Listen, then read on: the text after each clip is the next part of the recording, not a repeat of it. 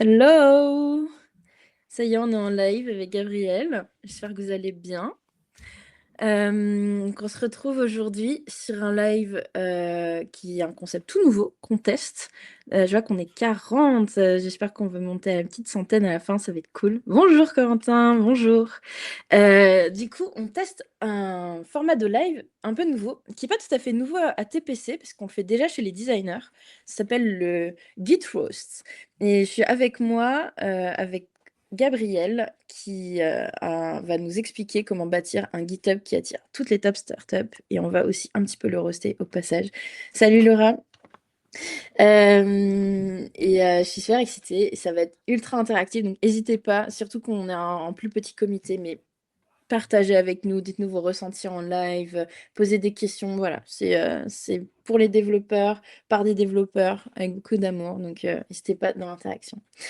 Sans plus attendre, je vais commencer la petite présentation du début, vous avez l'habitude. Salut Grégory, salut Adrien, salut Yacine, trop cool. N'hésitez pas à nous dire aussi ce que vous faites, si vous êtes dev, si vous êtes PM, si vous êtes CTO, si vous voulez recruter des gens, si vous cherchez du staff, tout nous intéresse. Alors, avec moi, j'ai Gabriel Sayard. Je vais le dire, c'est la troisième fois que je le dis, je sais. Software engineer chez Carbon Fact. Alors, Gabriel, on s'est rencontrés en fait à Alan il y a un peu plus de 4 ans maintenant. Tu m'avais déjà grave impressionné à l'époque et tu as continué à faire une carrière vraiment brillantissime. Est-ce que tu veux te présenter un petit peu? Bah oui, bien sûr. Et merci beaucoup, Emma. Ravi d'être avec toi et merci de m'inviter pour ce petit talk, comme tu dis, en comité assez ingénieur pour une fois. Donc ça va être marrant. On est avec les gens du métier. Ouais, donc en effet, on s'était croisés chez Alan. Donc moi, je m'appelle Gabriel. Je suis software engineer depuis un peu plus de 5 ans maintenant. Je travaille chez Carbon Fact, qui est une boîte qui travaille dans le climate tech, tout ce qui est l'impact autour du changement climatique. Avant ça, j'étais chez Alan pendant 2 ans et demi. J'ai eu 2, 3 autres expériences, on détaillera un petit peu plus. Et ce qui fait que je suis là aujourd'hui, c'est un peu le point drôle de ma carrière, c'est que j'ai pas fait d'école d'ingénieur. D'ailleurs, j'ai pas fait vraiment d'école tout court. J'ai fait des projets open source quand j'étais ado, quand j'étais gamin, qui ont marché plus ou moins bien à certains moments, quoi. Et c'est un peu ça qui a fait que je me suis fait recruter chez Alan à la base et j'ai commencé une carrière dans la tech. Juste en faisant des petits projets depuis ma chambre d'ado et en lançant des trucs partout et en interagissant avec la communauté open source en ligne, quoi. Et donc ça a fait que j'ai été recruté chez Alan et ça a fait qu'aujourd'hui, maintenant je suis senior engineer, je gère une équipe de une personne, bientôt deux. J'étais team lead à un moment chez Alan depuis et je suis recruteur aussi. Donc je suis un peu de l'autre côté du miroir où maintenant c'est moi qui regarde des GitHub et qui dit ah non ça c'est bien, ça c'est moyen bien. Ça, on passe, ça, on va aller creuser un peu, qu'est-ce qui se passe. Donc, j'ai un peu fait, voilà, je suis full stack GitHub, on va dire, d'un côté comme de l'autre. Et je vois Mm, Flavien qui passe le bonjour à Romain chez Carbon Fact aussi. Donc, mm, parfait. C'est hop pour mon patron mm. Romain. Est-ce que tu veux nous parler un tout petit peu de Carbon Fact aussi? Ouais, bien sûr. Donc, Carbon Fact, c'est une startup toujours, hein, donc moins gros que des boîtes comme Alan, qu'on appellerait un peu des scale-up maintenant. Où on fait, alors, ce qu'on fait précisément, c'est qu'on travaille avec l'industrie de la mode, de la fashion surtout. Donc des boîtes comme Carhartt, toutes les boîtes de fringues qu'on connaît un peu. On travaille avec eux et on les aide à décarboner vraiment toute leur supply chain et tous les produits qu'ils font, ce qui est un taf immense. Et la fashion, c'est, je sais plus exactement combien, mais 2 ou 3% des émissions de gaz à effet de serre dans le monde. Donc on a énormément de boulot pour aller traquer tout ce qui se passe au niveau de ces boîtes-là, trouver comment réduire les impacts carbone et autres liés aux productions des vêtements et au cycle de vie, etc. Et c'est un taf monstrueux en termes d'impact, en termes d'intensité, donc je suis très content de le faire depuis un peu plus de 2 ans maintenant. Mhm. Et on a une équipe aujourd'hui, on a une quarantaine de personnes, dont 7, 8 en engineering. Euh, et voilà, on recrute, idéalement. Ça Mais c'est pas pour reparlera ça là. qu'on est là aujourd'hui. Ouais, non, là aujourd'hui on est là pour roaster. C'est très C'est ça. sérieux. Ok, merci beaucoup de la présentation. J'ai passé comme d'habitude une présentation du petit programme. Comme d'hab, on commence avec des news de TPC.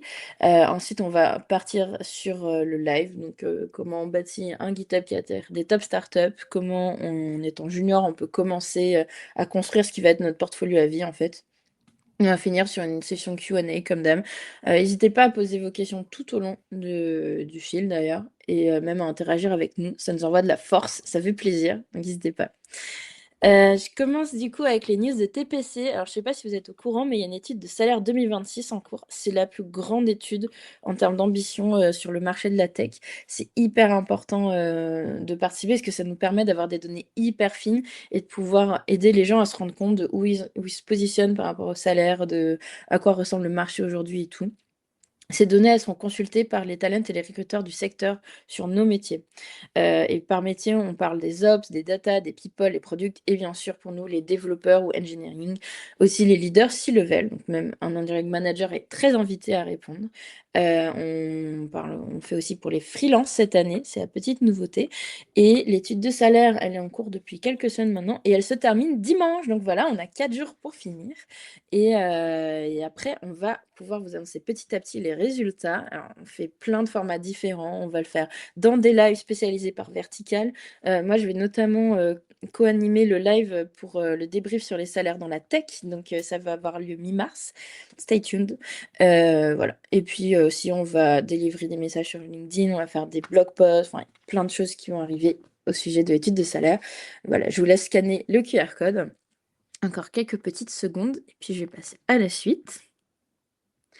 Donc le top job du moment. Comme à chaque live, maintenant, on présente un peu un top job qu'on a envie de mettre en avant, parce que The Product Crew, c'est aussi une plateforme de recrutement d'élite. Donc c'est le moment quand même un petit peu de booster des jobs qu'on trouve hyper quali. Donc là, c'est pour un lead dev late founder. Donc ça va plutôt parler aux gens qui sont un peu plus seniors. Donc late founder, pourquoi? Parce que ça fait un petit moment que la startup existe et il y a déjà un SaaS qui est en production, des clients actifs et tout. Mais maintenant, ils ont besoin d'un lead dev pour accompagner dans la phase de scale-up. On cherche quand même quelqu'un qui a un peu plus de 7 ans d'XP, qui connaît un peu les contextes startup scale-up, puisque ce genre de métier, c'est un petit peu intense et il faut être rodé à shipper très rapidement. C'est entre 6 et 9 ans d'expérience.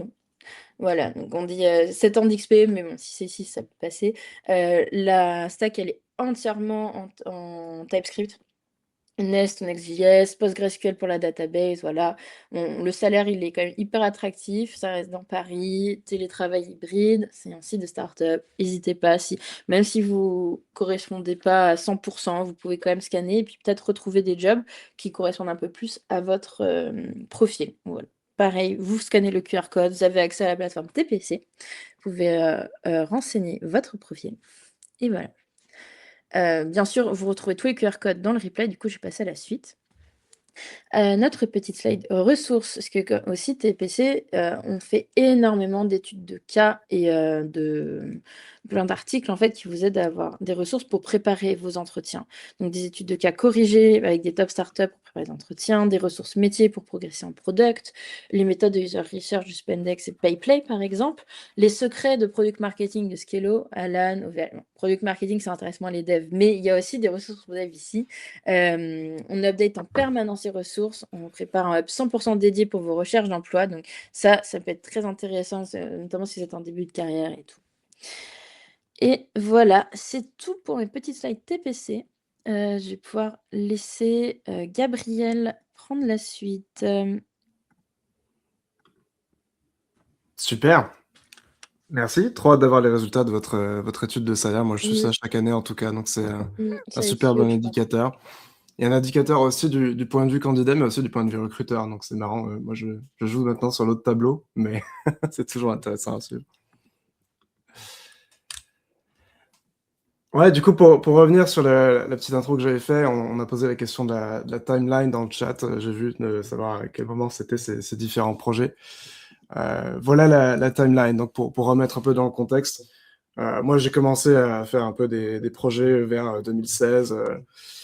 Alors, je suis pas très vieux, donc en fait, c'était l'époque où j'étais au lycée, hein, concrètement. C'était pas encore très avancé professionnellement, donc j'avais beaucoup de temps libre à consacrer à ce genre de choses. J'ai fini par drop out. J'ai eu un projet qui a bien marché vers 2018, 2019, 2020. J'ai fini par drop out et arrêter mes études en 2021. Et je suis arrivé direct software engineer chez Alan en 2021, où je suis resté un peu plus de 2 ans, quoi. Et donc, ça revient sur le sujet GitHub et recrutement. Moi, on avait accès à l'époque chez Alan, je sais pas si c'est toujours le cas, mais ça ne m'étonnerait pas qu'ils aient un peu plus verrouillé. Mais on avait accès vraiment aux notes de recrutement sur les différents candidats. Même une fois qu'on était arrivé dans la boîte, on pouvait voir les notes de, OK, qu'est-ce qu'on a dit sur toi, et qu'est-ce qui a fait qu'on a voulu passer des entretiens avec toi ou pas. Et moi, je me souviens qu'il y avait vraiment au début rien d'exceptionnel. Peut-être on va juste le bin quelque part. Et puis ensuite, c'est un type qui a dit, ah, mais attends, il y a un projet sur GitHub. Du coup, on va peut-être passer un entretien quand même, quoi. Et c'était vraiment ce qui m'a sauvé, parce que je pense que sinon, le CV était un peu à la poubelle, comme on dit, quoi. Donc bon, c'est comme quoi, des fois, ça marche. Alors, bien sûr, c'est pas un exemple, c'est un peu le, comment dire, en anglais, on dit un peu le survivorship bias, que c'est un peu un exemple qui marche pour quelqu'un, ça veut dire que ça marche pour tout le monde et que c'est la meilleure façon d'y arriver. Mais moi, en Mm. tout cas, ça a été mon parcours et ça a été ce qui fait que je suis un peu capable d'en parler aujourd'hui, quoi. Mm. Et ce qui fait que ton GitHub est intéressant à décortiquer, du coup, pour voir qu'est-ce qui nous a intéressé dans ce recrutement. Ouais, et puis aussi un peu les retours d'expérience, mais j'en parlerai un peu plus en détail de qu'est-ce que c'est que de bosser dans l'open source et qu'est-ce que ça nous apprend finalement aussi pour ensuite travailler Mm. à temps plein dans des startups pour mon cas, mais ça peut être aussi des scale-up ou des boîtes un peu plus diverses Mhm. dans l'industrie, quoi. Trop, trop cool. Du coup, je crois que la suite des questions, ça va être plutôt bah, qu'est-ce qui t'a donné l'idée de ton GitHub Ouais, de d'XUI. ouais, sur le projet, le fameux projet. Donc moi, j'ai fait un peu d'open source, on va dire classique, donc c'est-à-dire des librairies, des choses comme ça qui sont des projets très techniques et Mm. qui se partagent avec des contributions assez back-end finalement, on va dire. Mhm. Mais j'ai fait un projet surtout, donc qui s'appelle IDEX, et on va en parler un peu en détail, qui est pour moi le truc qui a marché. Donc je vais un peu faire le storytelling autour. Et comment amener ça? C'était un début, moi j'étais un peu un fan de films de science-fiction, c'était mon gros côté geek quand j'étais ado. Et il y avait notamment Tron, qui est le deuxième film Tron, ils en ont même sorti un troisième depuis, qui pareil pas très très bien d'ailleurs. Horrible. Horrible si tu le dis, je ne Mm. juge pas. Et il y avait toujours ces trucs dans les films de science-fiction, il y avait des interfaces incroyables où moi, quand j'utilisais un ordinateur, c'était tu démarres VS Code et puis tu ouvres Gmail et généralement, c'est pas très stylé quand même, quoi. Et dans les films, c'était toujours, waouh, t'as ces trucs où t'as des panneaux en verre, t'as des interfaces qui blipent partout, t'as des choses incroyables à faire. Et j'étais un peu passionné par ça. Je sais pas qu'est-ce qui m'a pris un moment, mais j'étais en train de collectionner des screenshots de Minority Report, de Tron, de Oblivion, de tous ces trucs où il y avait un moment des gens qui ont l'air trop stylés en tapant sur des ordinateurs, ce qui n'était pas mon cas. Donc c'était un peu palliatif peut-être aussi, quoi. Et donc il y avait notamment voilà cette scène du deuxième Tron où il y a un type en plus qui est en train de résoudre un incident, donc c'est très sérieux, c'est très stress. Et il pianote sur une interface en verre et à la fin il arrive à résoudre je sais plus quelle énigme il était en train d'essayer de résoudre, mais enfin un truc super stylé, super classe, quoi. C'était un peu mon super-héros. Mhm. Et j'avais vu quelqu'un du coup sur Reddit ou sur des forums Linux sur lesquels je traînais, qui avait vu cette même scène et qui s'était dit mais c'est trop cool. Moi j'ai envie d'avoir ça sur mon ordinateur. Et qui Mhm. avait fait en fait une espèce de démo de ok là c'est plus juste des VFX hollywoodiennes, des trucs qui tournent en vidéo préenregistrée dans un contexte de film. C'est je vais vraiment écrire du code et je vais faire une appli comme ça qui marche. Et donc moi j'ai vu Mhm. ça, j'étais trop content, c'est génial. J'ai envie d'installer son truc, quoi. Mhm. Donc remettre dans le contexte, moi je suis au lycée à l'époque, j'ai genre 2 ans à tout casser d'expérience de script kiddie, à faire un peu des scripts PHP dans un coin. Et le type avait écrit un truc incroyable en C++ avec Open Frameworks, des choses assez compliquées à faire tourner et à comprendre. Et donc moi j'étais complètement largué, quoi. Donc moi je suis arrivé dessus, je me dis trop bien, j'ai envie de faire tourner ce projet. J'étais absolument incapable de l'installer, de le lancer. Je crois que j'ai même dû reset mon laptop, enfin mon ordinateur portable à un moment parce que je savais pas du tout comment faire tourner son truc et j'ai niqué toute ma machine, quoi. Donc Mm. c'était un rôle, j'étais très loin du super-héros dont je m'inspirais jusque-là. Et ce que j'ai fait, du coup, c'est que j'ai pris son truc, j'ai pris l'idée, et je me suis dit, ah, ok, ça m'embête que moi, j'arrive pas à faire tourner son projet. Je vais faire ma version. Et ma version sera écrite avec les langages que je connais, qui étaient du coup plutôt du web, HTML, JS, CSS, tout ça. Et je vais partager ça, je vais bosser un peu dessus et on va voir, ça se trouve ça tournera, ça sera rigolo, et ça se trouve ça tournera jamais, c'est pas grave. Et ça a donné ça. Je suis peut-être un peu allé trop loin dans l'idée, légèrement. Ouais, t'es à la Minority Report là. Voilà, et donc ça c'était la démo que j'avais fait pour un show de Open Source Awards à un moment là où j'avais mis ça sur une tablette tactile pour faire vraiment le même truc que le film du début, quoi.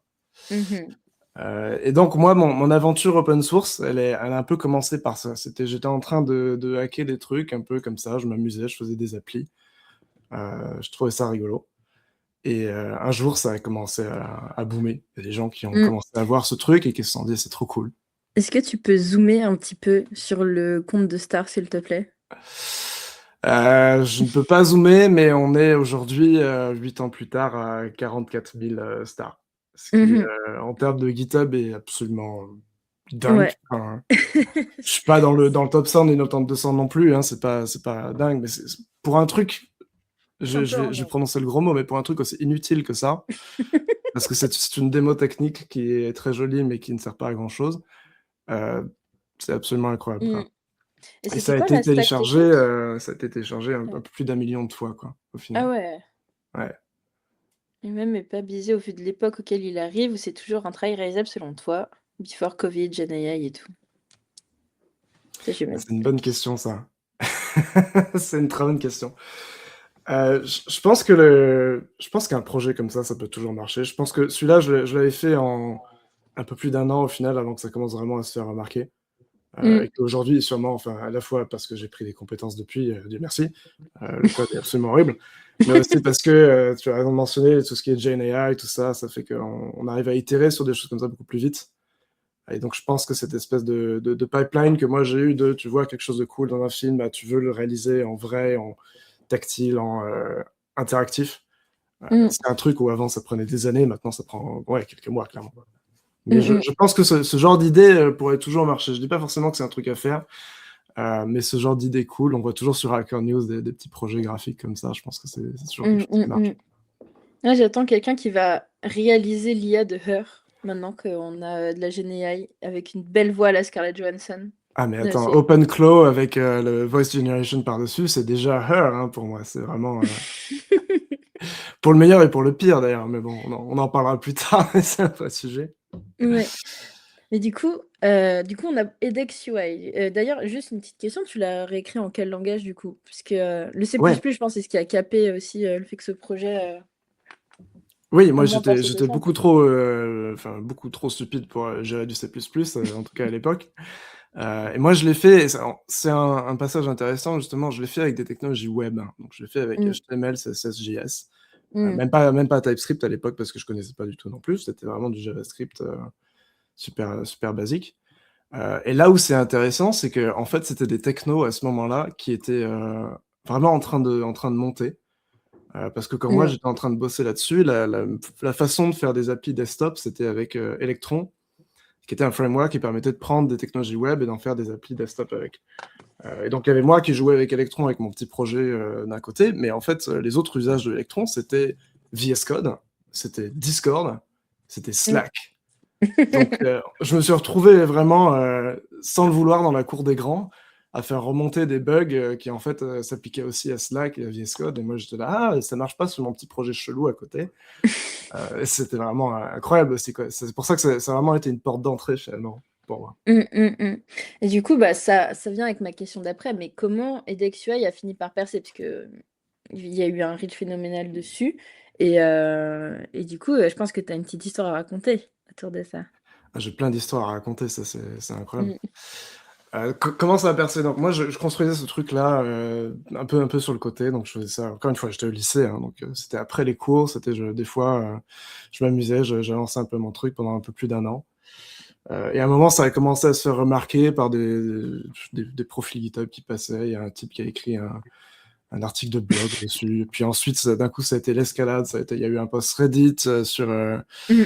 Unix Porn, qui est un truc de racing, un truc de gros geekos qui adorent customiser leur Linux et faire des interfaces absolument incroyables. C'est vraiment un lieu de créativité et de creative coding assez incroyable. Je recommande chaudement. Ouais. Hacker News que j'ai mis en screenshot là parce que j'adore Hacker News. J'ai un peu un love-hate relationship. Des fois j'adore, des fois je déteste Hacker News. Et ça typiquement c'était un truc où il y avait un bon mix de gens qui trouvaient ça trop cool, qui trouvaient ça trop créatif, trop sympa, et aussi toujours des gens qui disaient mais en fait pourquoi? Et moi j'étais très embêté parce que quand on me demandait pourquoi, je disais bah je sais pas, je trouvais ça rigolo. C'était un peu le début. Mais c'est une très bonne ressource en tout cas pour ce genre d'appli, ce genre de nouvelles aussi. Ils font beaucoup de tech news, Hacker News, je recommande chaudement. Même si c'est toujours à prendre voilà, avec un petit grain de sel quand même. En fait, c'est une sorte de gros forum pour des gens très spécialisés ou des hackers, en Ouais, quelque sorte.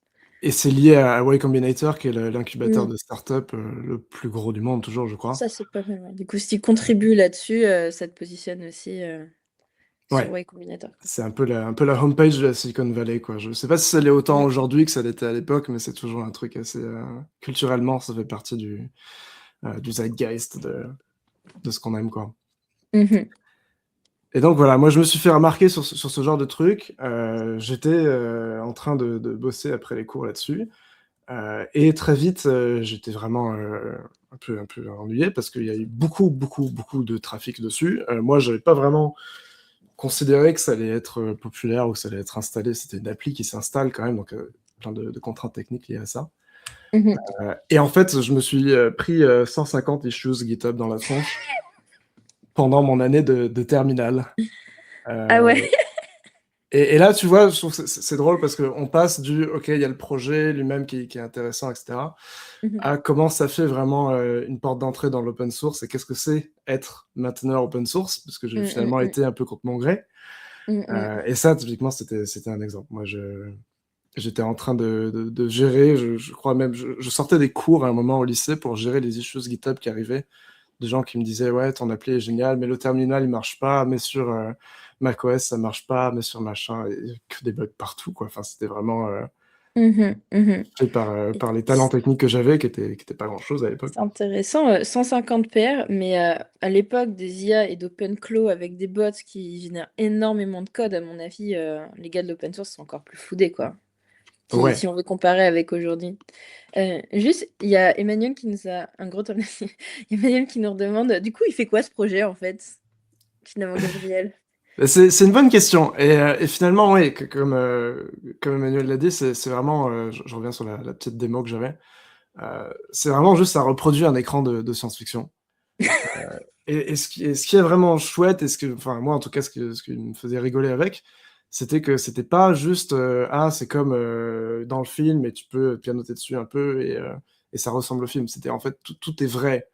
Genre, l'heure est vraie, les graphiques affichent des données qui sont vraies, le terminal, c'est un vrai terminal. D'ailleurs, moi, je faisais le programme dans le programme. Un peu, wow, quoi. Et c'était aussi du coup une source de problèmes absolument terrible parce que j'avais des graphes qui sortaient des informations de ton ordinateur, tout ça, et qui devaient marcher sur macOS, sur Linux, sur Windows, partout où les gens étaient en train d'essayer de le faire tourner. Donc c'était voilà, c'était la science-fiction, mais devenue réelle et devenue utilisable, dans le sens où ça marchait fonctionnellement, pas dans le sens où c'était vraiment intéressant d'utiliser ça plutôt qu'un terminal normal. Mais c'était assez rigolo à faire. Mm, mm. En fait, je pense que c'est un projet qui a aussi beaucoup buzzé parce que il y a un effet vraiment waouh, c'est super stylé en fait. Surtout à l'époque, c'était quoi? C'était 2020, 2019 ou 2021? 2018, avant que Ah ça ouais. perce, ouais. Mm, Ça remonte déjà. Ça fait It's been a while. mm, mm. Mais ouais, et donc toutes les issues à gérer, un peu toute la maintenance à faire. Et c'est là aussi où ça fait un peu une transition. Oups, je passe une étape trop vite. Où ça fait un peu une transition avec l'open source parce que du coup, il y avait bien sûr énormément de problèmes qui étaient juste liés au fait que moi, j'étais en train d'écrire du JavaScript et j'étais pas très bon à ça. Mm, Mais il y avait aussi beaucoup de problèmes qui étaient remontés dans les librairies que j'utilisais pour faire le projet. mhm. Qui encore une fois étaient des trucs comme Electron, qui étaient en fait utilisés par VS Code, utilisés par Slack, utilisés par Discord. Et je me suis retrouvé à faire remonter des bugs qui avaient été détectés sur mon truc, mais qui étaient des vrais problèmes qui affectaient des vrais gens dans des vrais softwares vraiment utilisés, quoi, on va dire. Mmh Pas mh. juste des projets un peu créatifs. Mmh. Là, ça t'a donné aussi une vraie connaissance de l'écosystème, un peu plus poussée et donc de te construire une expertise qu'il y avait pas beaucoup de gens, notamment juniors, qui avaient, je pense. Ouais, ouais, c'est ça et puis ça c'est une forme de être mainteneur open source, c'est une forme de responsabilité aussi, où moi je j'avais pas Mmh. forcément j'avais vraiment pas signé pour ça, à la base, hein. Moi, je voulais juste m'amuser dans mon coin et puis c'était un peu ça m'est tombé dessus avec, son lot de bonheur et de malheur aussi.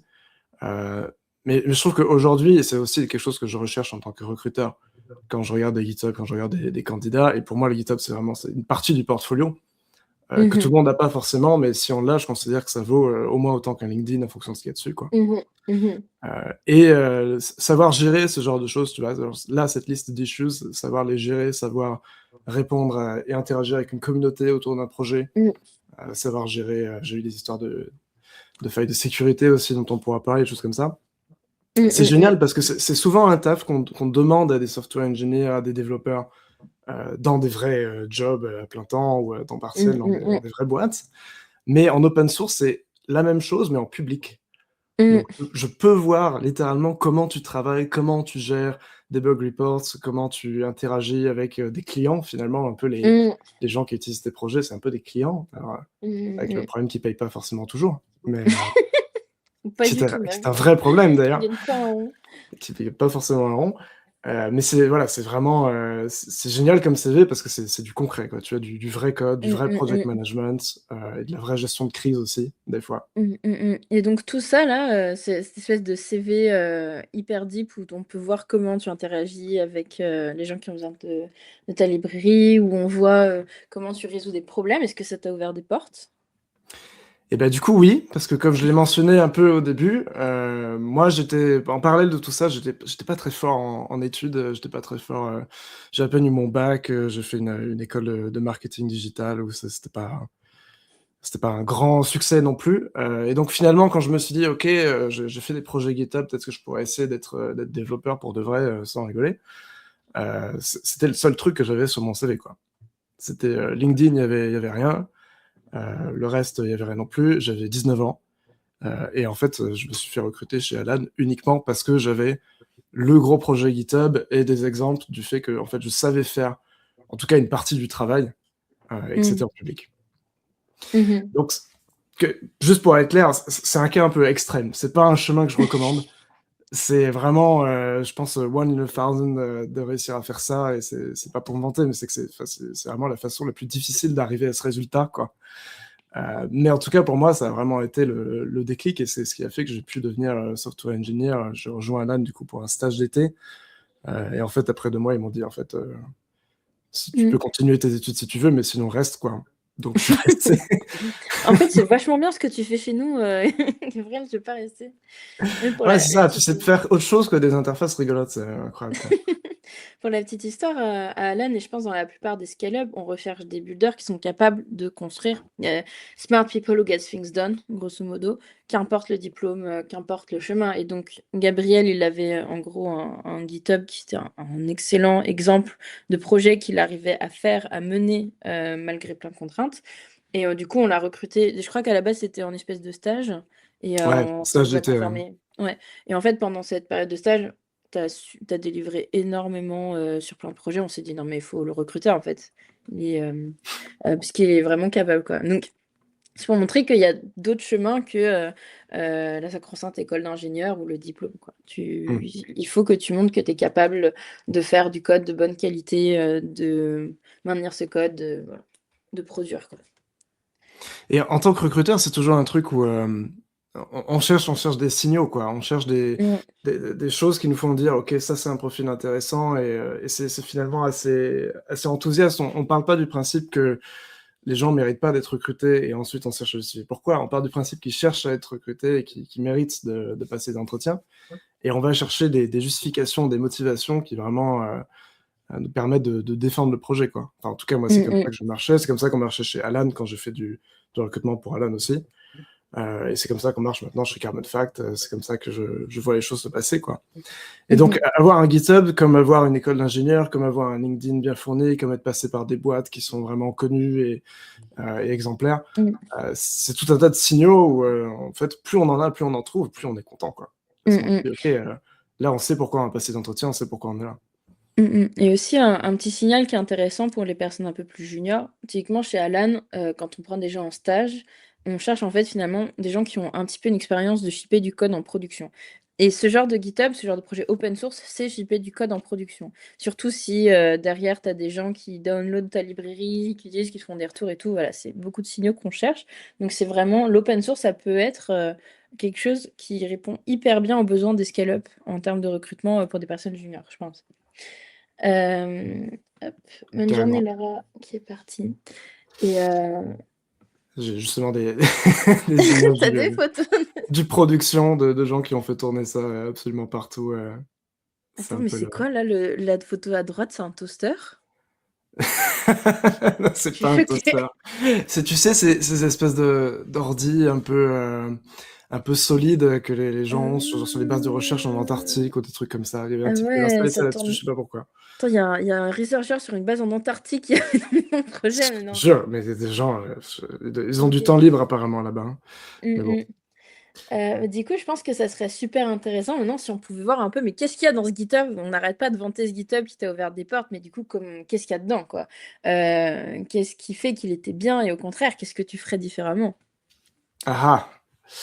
Bah, c'est une bonne question. Qu'est-ce qui fait que c'était bien et qu'est-ce que je ferais différemment? Je pense que ce qui fait que c'était bien, en tout cas pour moi, et c'est un peu cette slide-là d'abord, quoi, c'est le fait que ça a été utilisé, que Mm, ça a vraiment pris. Et ce qui est intéressant pour moi, c'est pas forcément que les gens téléchargent mon projet et me créent des nouveaux bugs, parce que ça, à la limite, je pourrais m'en passer. Mais c'est qu'il y a énormément de gens qui ont remixé le truc, qui ont un peu fait des forks, qui ont un peu fait des pull requests, comme on dit dans le jargon, et qui ont contribué, qui ont changé, qui ont fait leur propre version. mhm. J'ai mis un screenshot d'un email là, parce que pour moi c'était ça aussi qui a toujours été. Et j'en reçois encore, ça c'est un screenshot qui date d'il y a même pas un mois. Ah ouais. De gens qui voient ce projet-là et qui se disent c'est trop cool. Et de la même façon que moi j'avais vu le projet en C++ et je m'étais dit je vais faire mon propre truc, ils se disent ok, j'ai envie d'apprendre à coder ou d'apprendre à faire des interfaces ou de faire Mm, quelque chose d'un peu créatif comme ça. Et ça, pour moi, c'est génial. Ça, je pense que c'est vraiment ce qui peut se faire le mieux dans l'open source. Au-delà de la qualité technique des projets qu'on fait, c'est l'aspect un peu communautaire, l'aspect un peu inspiré d'autres gens aussi, apporter leur propre pierre à l'édifice pour prendre des formules un mm, peu pompeuses. Et pour moi, mm. c'était vraiment le number one. Après, en termes techniques, j'ai parlé de Electron et du fait qu'il y avait des technologies qui étaient utilisées par des projets un peu plus gros, un peu plus, on va dire, matures. Mm. Ça, c'était pour moi le deuxième truc, c'était que j'avais mon projet du coup où je gérais mes bugs, je gérais mes utilisateurs, et c'était sa propre chose et son propre travail qui était aussi assez intéressant. Mais surtout, ça m'a ouvert les portes de projets beaucoup plus gros, notamment, donc j'ai parlé d'Electron, mais il y avait aussi Xterm, qui est un émulateur de terminal, donc qui est le truc qui permettait d'avoir un terminal vraiment en technologie web, qui est aujourd'hui toujours utilisé quand on ouvre Cursor, quand on ouvre VS Code et qu'on ouvre le petit panel terminal. C'est Xterm.js qui est dedans. Et c'est un truc auquel j'ai pu aider à débugger et à contribuer et Mm. à faire des bugs fixes dessus, quoi. Ce qui pour moi est une idée absolument dingue. Tu vois, des scales Mm, mm, que je ne mm. rêverais pas. Où là, j'ai mis un screenshot, par exemple, aussi de Hyper, qui était un peu le sister ship de IDEX à l'époque. Je sais pas s'il y a des gens qui se souviennent de Hyper, je pense que ce projet est mort depuis un moment quand même. Mais qui était à l'époque une appli de terminal qui était fait exactement avec les mêmes stacks technologiques que moi, Mm. qui était développé par Zeit, qui est devenu Vercel depuis. Et donc je Ah me ouais, retrouvais à ok. bosser avec des gars de Vercel sur comment on faisait pour faire des rendus de texte dans des terminals, juste comme ça. Mais Mm, incroyable. Enfin, j'étais vraiment le, mm, le mm. dumbest guy in the room, quoi. Et ça, c'est génial. Putain, ça t'a donné des opportunités assez folles, hein. Mais t'as parlé aussi de ce que j'aurais fait différemment, et je pense que c'est intéressant à mentionner aussi. Euh, sur la partie technique, bon, forcément, on a parlé de l'IA déjà brièvement. Je pense qu'il y a beaucoup de trucs où, Mm, mm. aujourd'hui, je me serais peut-être beaucoup moins embêté et j'aurais clairement utilisé Claude au moins 5 fois pour m'aider à résoudre le problème, pour m'aider à faire un peu du brainstorming au niveau de comment architecturer le code, comment designer vraiment le code base. J'ai eu quand même un gros truc qui m'a un peu fait flipper à un moment. Je me suis dit, ça va peut-être être un point négatif sur le CV au final. C'est que j'ai eu des vulnérabilités, des failles de sécurité qui ont été détectées par des gens autour du projet et qui étaient des failles assez graves, quoi. J'ai eu un titre CVE. Donc CVE, c'est la base de données du gouvernement américain, en tout cas d'une instance du gouvernement américain, pour les failles de sécurité dans les projets logiciels. C'est un truc très sérieux, très adulte, enfin, à des années-lumière de ce que moi je faisais. Et qui ont trouvé que c'était suffisamment important pour cataloguer et m'assigner un identifiant sur une des vulnérabilités que j'avais en disant, en fait, si vous téléchargez ce programme-là, il y a un vrai problème et ça craint pour vous, quoi. Ah, tu pas trop envie d'être dans cette base de données quand même. Donc bon, moi j'étais là, c'est très rigolo, mais pourquoi d'un coup je me retrouve à gérer de la communication de crise, des fixes de sécurité, des choses comme ça, sur un projet en plus qui était encore une fois un truc un peu créatif, un peu test bench. Et c'est aussi un truc qui a été très très formateur parce que ça a été installé du coup un peu plus d'1 million de fois. Donc ça veut dire que du haut de mes Mmh. 20 à 21 ans, j'avais potentiellement des embrouilles avec 1 million de gens qui allaient me dire pourquoi t'as fait n'importe quoi avec mon ordinateur, quoi. La vision, d'une file de 1 million de personnes qui veut venir t'embrouiller, ça me fait Ouais, peur. ça m'a fait quelques sueurs froides. Et un truc que j'avais fait d'ailleurs pour l'anecdote, c'est que j'avais utilisé la vulnérabilité pour hacker le code à distance et afficher un message qu'on voit là, pour dire s'il vous plaît, faites la mise à jour avec le Tu as fixe. utilisé la vulnérabilité pour faire ça? Ouais, Ah, c'était c'est assez vraiment créatif en vrai. le hack pour se sortir du hack. Donc j'ai patché le truc dès que j'ai pu, et puis j'ai vite envoyé ça en disant ok, quitte à avoir une faille, autant qu'elle serve à quelque chose. En me disant que si j'étais le premier à Mmh. l'utiliser et que c'était pour la bonne cause, peut-être ça irait mieux. Du coup, si je résume, tu as patché, ensuite tu as utilisé la vulnérabilité pour communiquer en masse à tous les gens qui utilisaient ton produit et ça Ouais. t'a suffi à sortir de l'impasse et à plus être référencé, dans la database? Alors tu es toujours référencé, c'est Ah toujours oui. un point noir et ça ne part pas, comme ça. Mais c'était en tout cas une façon pour moi de Oui, parce que c'est m'assurer la que version. la remédiation était faite et que Mmh. j'avais géré le problème, on va dire, quoi. Après forcément, surtout sur des logiciels qui sont installés, tu peux pas forcer tout le monde à mettre à jour. Mais de mon côté, j'avais publié une mise à jour, j'avais, tout fait pour que ceux qui utilisaient encore ce truc, pouvaient le mettre à Mmh jour. mh. Donc mon job était fini, en tout cas je crois. Tu sais, j'ai un message intéressant d'Emmanuel, c'est qu'en fait, tout gros projet a énormément de failles de sécurité, donc il cite Windows, MongoDB qui en est récemment. Après, la différence, c'est qu'il y a des énormes équipes derrière, qui peuvent Ouais. réagir très vite d'ailleurs pour Windows. Là, tu étais un peu solo, quoi et en plus, un peu nouveau dans l'écosystème, donc j'imagine que c'était pas évident de savoir comment réagir tout de suite. Ah Ça a bah, mis combien de temps à patcher? j'étais même carrément solo. Je crois que j'ai mis vraiment 3 jours, mais le temps qu'il y ait suffisamment de Mmh. versions qui a été mises à jour, ça a été assez long, quoi. Ça a dû mettre un Ah, mois ou parce 2. que les gens mettent pas du tout enfin, ils sont plutôt lents à mettre à jour sur ce projet. Ah mais c'est pire que ça, il y avait même pas de système de mise à jour automatique sur le truc avant. C'était pour Ah, savoir qu'il y avait une mise à jour, il fallait aller sur le GitHub et voir que j'avais posté un nouveau message. aussi. C'était roots. D'où Mais non, le c'est un hack. très bon point, les failles de Mmh. vulnérabilité, enfin, en tout cas, les failles de sécurité informatique, c'est un truc qui existe tout le temps, Mmh et mh. c'est parfaitement normal, c'est pas pour me défendre, mais c'est parfaitement normal qu'il y en ait. Mais la différence, en effet, c'est que d'habitude, il y a des équipes, il y a des gens qui sont responsables de tout ça. D'ailleurs, j'ai fait un bref passage dans l'équipe, sécurité applicative, chez Alan aussi. On a des gens dont généralement c'est le métier et c'est le boulot de déjà s'assurer que ça n'arrive pas trop souvent, mais aussi de Mmh. les régler après, quoi. Mmh mh. Moi, j'ai fait un peu le baptême du feu. J'ai d'abord appris que ça existait parce que j'ai eu un numéro CVE et ensuite j'ai appris qu'il fallait pas coder comme un pied. Mais voilà, c'était un peu ce que je ferais différemment aujourd'hui. Mmh mh. Et aujourd'hui, tu veux montrer un peu à quoi il ressemble ton GitHub? Il me semble qu'il est archivé. Il est archivé, oui, du coup. Alors, en partie parce que, j'ai juste décidé que j'avais un travail maintenant à temps plein et que j'avais autre chose à faire et que j'allais plus bosser dessus. Tu sais, Heu, j'ai bien, si tu peux, que tu partages, l'URL dans le chat, comme ça permettra aux gens, ouais, d'y accéder pour qu'ils puissent fouiner aussi de leur côté. et ben, j'envoie ça. Donc encore une fois, disclaimer, c'est du JavaScript, d'il y a 7 ans quand j'étais pas encore, vraiment software engineer, donc Ouais, TypeScript, TypeScript c'est ne encore là. n'est pas encore là. Il y a pas de React, il y a pas de rien, c'est du HTML, CSS, quoi. On est sur un truc. Et ça, tu vois, pour faire mon autocritique, en termes de qualité technique, ça passe pas mon critère en tant que recruteur. C'est en termes de taille de projet, de communauté, tout ça, super, mais en termes de technique, c'était un peu. Juste parce que c'est un JavaScript ou il y a d'autres raisons? Parce que c'est vraiment fait, mais c'est un peu normal dans le sens où c'était un projet de side project ado. C'était pas, il n'y avait pas de volonté commerciale ou de faire les choses Mmh. bien, si tu veux. Mmh. Mais aujourd'hui, si je voyais ça, la première question que je me poserais, c'est pourquoi tu t'es embêté à réinventer la moitié de la roue et pas utiliser React ou des choses comme ça, plutôt que de faire. Je crois que j'ai des set timeouts en Parce que ouais, JavaScript tu qui pas de refresh le framework en truc. fait.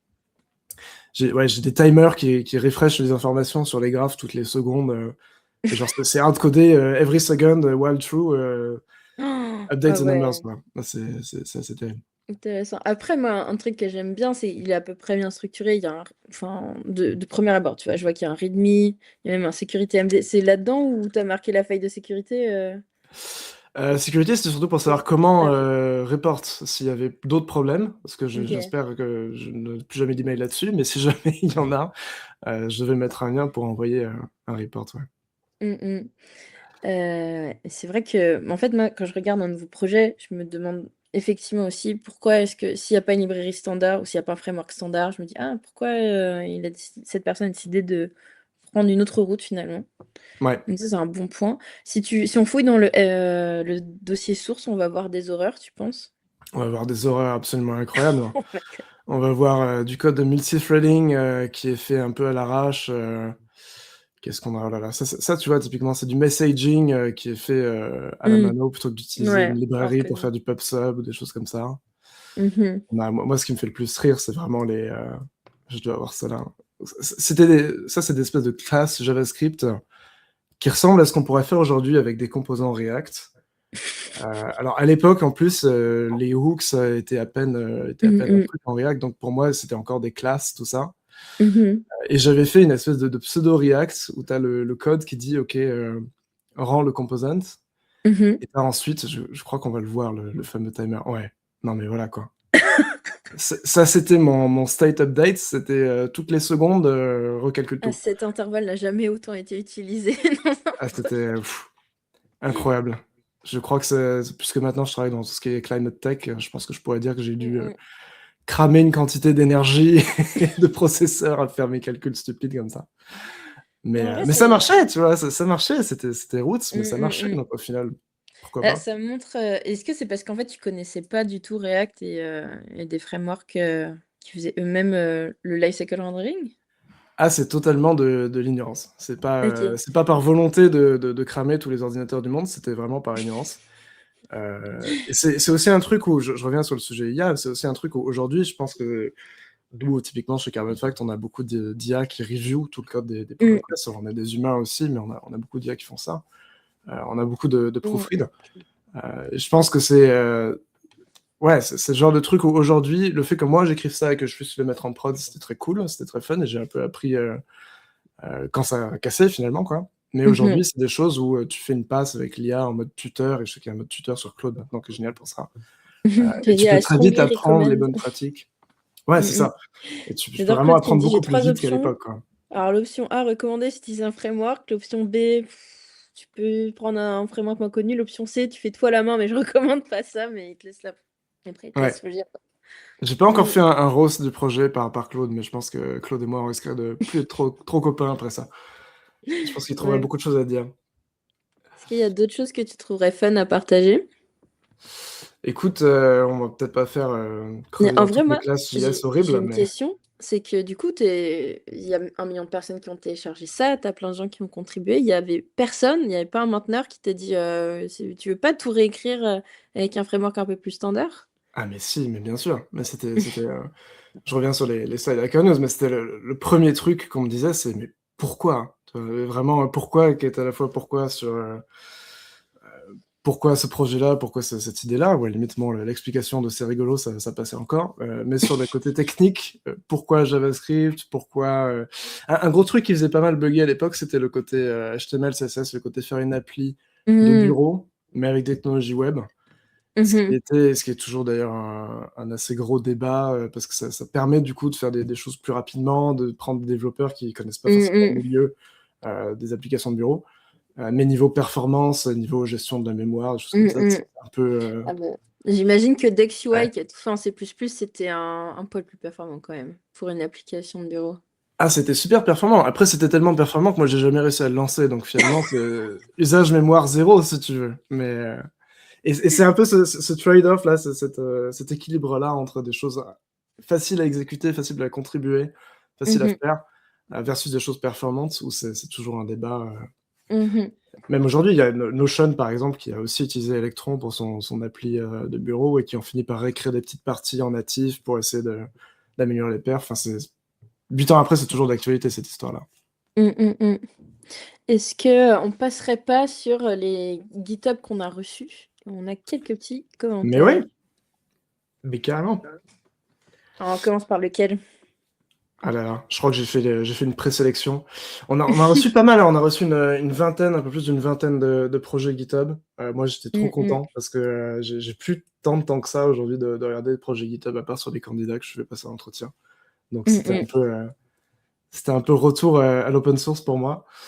Le premier qu'on a, c'est UI Color Palette, un plugin Figma Mhm. fait par NGD que je ne vais pas réussir à prononcer. Aurélien, c'est plus facile comme ça. Ouais, Aurélien, si t'es dans le chat, hésite pas à mettre un petit coucou, c'est ton moment. Et celui-là, je crois que je l'ai mis en top 1 même. Parce que pourquoi je l'ai mis en top 1? Le premier truc qui m'a sauté aux yeux, et je me suis pas d'ailleurs rendu compte immédiatement quand j'ai ouvert le repo, c'est que c'est un truc qui est en production. Mm. C'est-à-dire que c'est un plugin Figma qui permet de gérer des couleurs, des palettes de couleurs apparemment, Mm, et qui est vraiment quelque chose en production, quoi. Le truc est sorti sur le Figma Marketplace. On a des stars, ce qui est quand même assez rare, hein. On a des mm, utilisateurs, on a des releases, on a de 56 releases, mm. donc c'est un truc qui tourne, Ouais. quoi. Mm. Et Aurélien est dans le chat avec nous, c'est incroyable. Bravo à toi, Aurélien. Et moi, voilà, du point de vue recruteur, encore une fois, j'arrive sur le profil d'Aurélien sur GitHub, je me dis, ok, je considère que c'est une extension de son CV, il a sûrement un LinkedIn, il a sûrement d'autres choses qui font que c'est quelqu'un de très intéressant. Mais si je me concentre sur le GitHub, pour moi, ce qui fait tout de suite le signal intéressant pour moi, c'est de me dire, ok, il y a des projets qui ont été sortis, déjà, ils sont clean, tu vois, tu as un README, tu Mm. comprends ce que ça fait, tu as des documentations, tu as une gestion de communauté, etc. Mais en plus, tu vois que ça existe vraiment, que c'est en production, que ça veut dire qu'il y a eu, j'imagine, il y a dû y avoir des bugs qui ont été report. Allez, paf, c'est parti. On va exposer tes bugs, Aurélien, je suis désolé. Que tu as des... Networking. Not working, ça c'est le bug report le plus utile du monde. Ouais, vraiment. Et t'as toujours, enfin voilà, pour moi ça c'est un exemple génial parce que je me dis, ok, tu as passé l'étape cruciale de ça a été mis en production quelque part. Et même si c'est pas forcément un truc incroyable, même s'il n'y a pas un million de téléchargements, même s'il n'y a pas 40 000 stars, ce qui est de toute façon impossible à atteindre, euh, ça pour moi c'est un exemple de, ok, Mm. tu réussis à pousser des projets comme ça. Mm. Petite question, ordre de grandeur. Combien de stars est-ce sur un projet open source tu considères qu'il a vécu et que ça a intéressé des users? Ah, c'est une très bonne question. C'est une très bonne question. Les stars sur GitHub, c'est quand même un truc un peu niche. Soyons clairs. Enfin, moi, je suis un peu le roi des boards, quoi. C'est un truc où pas beaucoup de monde regarde ça. Je sais pas si vous avez l'habitude, vous, de mettre des stars sur les projets intéressants quand vous Mm. envoyez. Moi, je Moi, le fais j'oublie tout le encore. temps. Voilà, il y a Mm. plein de gens qui oublient. Et puis bon, au niveau réseau social, GitHub comparé à Instagram, on n'est pas. Je crois qu'on est un peu que entre ingénieurs, quoi. Ouais, c'est pas des vues TikTok comme dit Pierre, c'est une bonne comparaison. Donc les stars, au final, on regarde pas trop. C'est un peu un indicateur, bon, du point de vue Mm. de recruteur, je veux dire.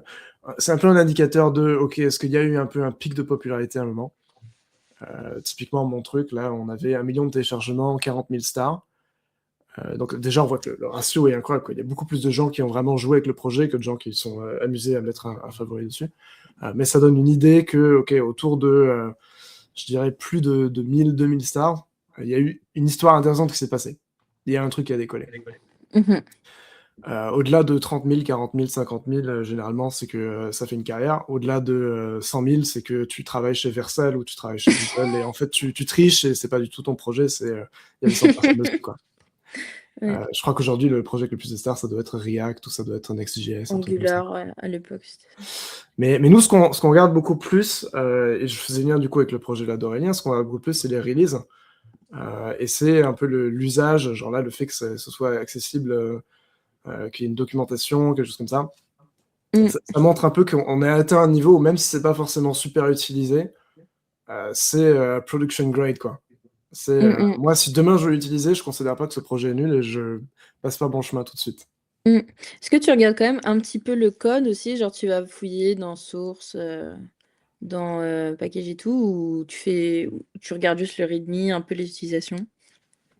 Alors ça m'arrive. Généralement, quand on regarde les GitHub, du coup, un peu comme des CV, on creuse pas super loin non plus, parce qu'on est à la Mhm, phase sourcing, on a la phase, OK, mm, savoir quel mm, candidat on va vraiment passer en entretien, et cetera. mhm. Donc on va pas forcément aller creuser dans tous les codes base de tout. Enfin, aujourd'hui, avec l'autre, ce serait plus facile, mais moi, j'ai pas 2 heures à dépenser pour aller vraiment comprendre comment chaque projet marche. Par contre, ce qu'on fait beaucoup, en tout cas moi je le fais, je crois que c'était fait chez Alan aussi même, mais je ne peux plus parler pour Alan maintenant, c'est que quand on a des candidats qui réussissent quelques premiers entretiens avec nous, à un moment, nous ce qu'on fait, c'est qu'on les invite dans nos bureaux, et on leur dit, OK, tu as 1 heure, parle-nous d'un projet que tu as fait euh, dans ta carrière jusque-là, et Mhm. on creuse dans le code avec eux. Et ça, Mm. souvent, c'est assez génial. Et des fois, c'est des projets bon, qu'ils ont fait pour les boîtes, les startups pour lesquelles ils travaillent. Des fois, c'est des side projects, Mhm. comme celui-là, quoi. Et ça, c'est toujours génial parce que c'est encore une fois une vraie code base, en plus des projets sur le côté, avec pas forcément le même niveau comment dire, euh, de statut, et pas aussi professionnalisant que des trucs qu'on a fait pour du vrai travail payé, quoi. Donc c'est souvent très intéressant à creuser et à comprendre avec eux comment ça a été fait et comment ça Mm. travaille. Ouais, c'est vrai. Et trop cool. Est-ce qu'on pourrait regarder un autre GitHub? Et bien Encore sûr, bravo Aurélien d'avoir été recruté chez Razorfish, c'est génial. Et trop ouais. cool de voir un projet qui est en prod. Et ben c'est génial, comme quoi on prouve que ça marche des fois de faire des projets, des side projects. Deuxième app qui est Tacit App, qui est une application mobile. Alors c'est une application web, donc on a un peu on va avoir les mêmes critiques que moi j'ai eues, donc ça va être marrant, Mm, mm. je relate, qui permet de visualiser la pollution sonore. Mhm. Je sais pas si on a un Pareil, screenshot de si le l'appli. créateur de Tacet App est parmi nous, n'hésite pas à te manifester dans le chat, viens prendre un peu de force pendant qu'on regarde ton GitHub. Ouais, mais banane. Et là, tu vois, La moi, super en transaction. tant que recruteur, je suis trop heureux parce que déjà là, j'ai plein de Mm, signaux qui débarquent. Alors bien sûr, il y a la liste des technos là qui est intéressante parce que ça me permet justement, sans rentrer dans la code base, de comprendre un peu ce qui se passe. Je mm, vois mm, TypeScript, je vois Tailwind, je vois alors ça parler à des projets, parler à des gens un peu moins quand même, mais Mapbox, c'est un truc aussi pour moi qui me parle parce que j'ai quasiment mm, failli fonder une boîte à un moment, on faisait des cartes en natif aussi, donc on mm, avait mm. énormément de problèmes avec Mapbox. Et, euh, et ce que je vois aussi d'intéressant, je veux parler le highlight là, c'est le petit curseur là, Mm, qui veut dire qu'il y a eu une utilisation de l'IA pour, en tout mhm, cas, contribuer au projet. Je sais pas à quel point c'était fait par IA, à quel point c'était juste pour brainstormer autour ou quoi. Mais mhm. ça, pour moi aussi, c'est un signal. Alors, ça dépend des boîtes, à quel point c'est un bon signal ou un mauvais signal. Pour moi, c'en est un très bon parce que ça veut dire que tu es au courant des technologies, des dernières avancées de ton boulot et que tu te mets à jour. Euh, mais voilà, on a aussi beaucoup de Mm, signaux sur mm. celui-là et c'est pareil, une appli, je crois, qui est instable. Alors, je crois qu'on nous a dit que le side project n'était pas encore fini. On a trouvé le créateur, c'est Le Yvan. créateur est avec nous. Bonjour, Oui. Yvan. Mais même si c'est pas encore fini, tu vois, moi déjà j'ai des ressources et je me dis OK, il y a quelque chose d'intéressant à creuser. Mm. Ah, il y a une Pareil, roadmap, c'est tu bien vois? ça aussi. Roadmap Mm. surlinéaire. Je me dis OK, tu vois encore un exemple de project management qui est Mm, visible même en surface. mhm, Roadmap qui a l'air assez poussé d'ailleurs, bon courage pour tout ça. mm. J'espère que tu as un gros abonnement avec Claude. Et voilà, que tu as beaucoup de temps pour coder. Ça peut aider. Mm. Alors, j'ai une question de Ulysse que je trouvais assez intéressante. C'est avec la reconnaissance des IA. Alors, on parle de prouver comment on fait le travail nous-mêmes, qu'on n'a pas demandé à une IA de tout faire, mais est-ce que aussi c'est grave si on délègue beaucoup à une IA tant que la qualité est là? Qu'est-ce que tu en penses? C'est une bonne question et je pense qu'il y a plusieurs écoles là-dessus et la réponse que moi je vais avoir est pas forcément celle de tous les recruteurs ou de tout le monde. Moi, surtout à Carbon Fact, où on est encore une startup assez early quand même, on essaie d'être pragmatique sur ce genre de questions. Mhm. Moi, typiquement, aujourd'hui, je code très peu. Enfin, je fais énormément de cloud, énormément d'IA. Mhm. Je crois que je fais peut-être 10% des lignes de code que je ship en production qui sont à la main. Donc ce serait un peu hypocrite de ma part que je dise, moi, j'écris 10% de mon code, mais toi, parce que tu vas en écrire 2%, je vais te refuser et je vais te dire qu'en fait, tu sais pas faire, quoi. Donc, pour moi, l'utilisation de ces outils, je considère que c'est un peu normal maintenant, et je considère que c'est même un bon signal de savoir s'adapter. Ensuite, de toute façon, comment prouver qu'on a fait le travail nous-mêmes? C'est pour ça qu'on recrute pas non plus uniquement GitHub, c'est pour ça qu'on fait des entretiens, c'est pour ça qu'on fait des tests techniques. Mm. Je sais que Emma, toi, Très tu en faisais important. passer beaucoup à LAN des tests techniques. Trop. Trop. Donc, de toute façon, c'est aussi notre job ensuite de vérifier que ce qu'on nous dit, Mm. c'est pas que la poudre de perlimpinpin, pour prendre une expression à la mode, il y a 2 ans, mais vraiment quelque chose d'intéressant et que tu es capable de justifier, surtout les choix que tu fais sur l'utilisation de l'IA ou pas, sur quelle techno, etc. Mm, mm. Allez, il nous reste 5 minutes. Je pense qu'on va aller jusqu'à 13h05 pour la Q&A. Ce serait peut-être cool qu'on voit un dernier à GitHub Ouais, que tu trouves intéressant. allez. Euh, Bah, j'ai un dernier projet alors. ok. J'ai un dernier Désolée pour tous projet. les autres on n'a pas pu passer. Là, pour le prochain GitHub Roast, on laissera plus de temps, à mon avis, pour la partie Ouais. décortiquage. Et je tiens à souligner que la qualité des projets était quand même assez incroyable, hein. Il y a eu des choses quand j'ai vu qui étaient vraiment waouh. Donc on a dû faire une sélection, mais ils étaient tous super. Mm, mm, Ce projet-là, il est un peu différent. Donc c'est pour ça aussi que je voulais peut-être terminer par celui-là. mm, mm. Fait par Tracy. Et c'est pas un projet, c'est plus un projet de data science. On sort un peu du software engineering, on sort un peu des plugins et des applis qu'on a vu jusque-là. Mhm. Mais je trouvais ça intéressant parce que pour rebondir sur la partie GitHub, c'est un CV. Moi, je travaille dans tout ce qui est climat, tout ce qui est environnement aujourd'hui. On travaille beaucoup avec des IA également. Ça, on est moins les seuls à le faire, mais c'est aussi un sujet. Et j'arrive sur un projet comme ça. Je vois MCP, donc Model Context Protocol, Mm, mm. qui est un système de plugin en gros pour les LLM. Je pense que tout le monde a un peu une idée de ce que ça fait maintenant. Mais qui me prouve que la personne, la Tracy, qui a fait ce projet, elle est au courant de ce qui se passe, elle est un peu up-to-date et elle fait des choses Ouais, c'est un projet très dans bonnes, l'air du temps, ça. Mm. très dans l'air du temps. Je vois qu'il y a du code en Python. Bon, pour moi particulièrement, ça m'intéresse un peu moins, mais je sais que si je suis dans une team data science, data engineering, Mm. c'est un bon signal aussi. Et moi, ce que je vois surtout, et ça va parler, je pense qu'à moi, c'est que ça utilise des datasets agribalises de l'ADEME. Alors, qu'est-ce que c'est que des datasets agribalises de l'ADEME? On n'a pas besoin d'entrer dedans. C'est spécifique au calcul d'impact carbone, à des choses comme ça qui sont très liées, moi, à l'industrie dans laquelle je travaille en ce moment et au métier qu'on fait. Mais le fait que je vois ça sur un projet, je me dis, mais c'est génial. Si demain je passe un entretien avec Tracy, je sais qu'en fait, elle a une idée du monde dans lequel on travaille. Elle a une idée de ce que c'est ADEME, elle a une idée de ce que c'est AgriBalise, elle a une idée de comment ça marche, la comptabilité carbone et des sujets comme ça. Et donc, c'est vraiment un projet qui montre que non seulement tu sais faire des projets, tu sais faire des readme intéressants et travailler des technos actuels, mais en plus que tu es en phase avec éventuellement les jobs que tu aimerais avoir. Parce que Mm. moi, si je vois un projet trop bien je sais pas, d'analyse financière ou des choses comme ça qui peuvent être très cool, mais qu'ensuite tu applies pour bosser avec moi dans une boîte où on va chercher à réduire l'impact climatique de fashion brands, des choses comme ça, à un moment, la question que je vais devoir te poser, c'est quoi le lien, tu vois? C'est quoi le lien entre tu me dis que tu es capable de faire des trucs trop bien à la Finery où tu analyses ta carte bleue, et de l'autre côté, moi je te dis, ok, mais et tout ce qui est vêtements, tout ce qui est carbone, tout ce que tu connais pas, bon, Mm. voilà. Donc ça, c'est un autre signal aussi. Un projet qui est peut-être moins poussé, moins intéressant techniquement, qui est peut-être plus loin de la production, qui est peut-être un peu plus un truc de recherche, Mm. mais qui montre un intérêt pour les technos actuels, pour l'industrie, Mm. qui Pour m'a fait que l'industrie que j'ai tu envie de lui visais, parler. ouais. Voilà. Mhm. Non, Ça, c'est c'est trop cool. typiquement, je crois qu'elle s'est fait recruter d'ailleurs dans une ouais, Food Pilot, donc Mm, mm. Bah, ça bravo marche. Tracy. Et bah, n'hésite pas, si t'es dans le chat aussi, à nous faire passer un petit coucou. Trop cool, mais on va devoir s'arrêter là pour l'ensemble des GitHub. Mais merci énormément à tous les gens qui ont partagé leur GitHub, notamment pour le GitHub Budget Forecaster, C Sharp Chat App, Mnemoi Learn, Credit Card Fraud Detection. Bref, il y a eu plein de trucs trop intéressants. Et pour un prochain format, je pense qu'on va passer un peu plus de temps sur eux. Elle cherche, et là, elle cherche peut-être du taf. Nanana. Ensuite, je pense qu'on va avoir le temps de répondre à 3 questions. Donc, j'en ai regardé pas mal au fil de l'eau. Je pense qu'on va revenir sur celle-là de Fabien. Donc, on va rétro-pédaler un petit peu sur quand on parlait des Dex UI. Bah, qu'est-ce que tu ferais différemment, notamment avec ton expérience? Est-ce que tu partirais d'une envie d'un moment ou est-ce que tu ferais un truc plus centré sur une industrie que tu vises, un problème que tu cherches à solutionner, une friction dans ton environnement?